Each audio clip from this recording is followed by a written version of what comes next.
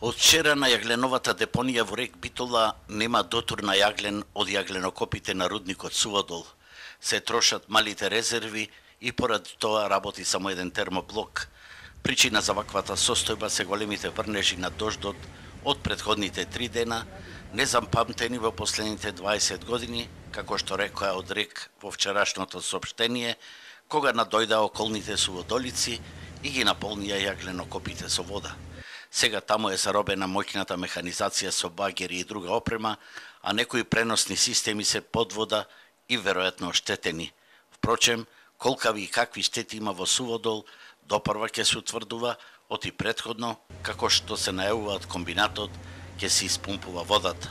Овие дождови, невообичаени за овој период на годината, претходно предизвика уште 2 поплави, што отвара повеќе дилеми, што и како се случува во Суводол и дали можеа да бидат спречени последиците од невремето, кои ќе донесат големи штети за рек Битола и за државните електрани.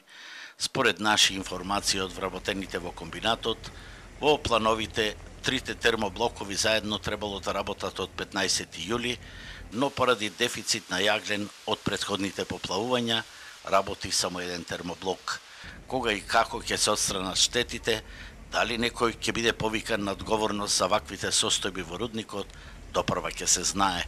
Згора на се, во рудникот Борот Неотино е слична состојбата, како што се вели во соопштението, а таму се копа јаловина и по санацијата на штетите, ископ на јаглен ќе започне дури од идниот месец.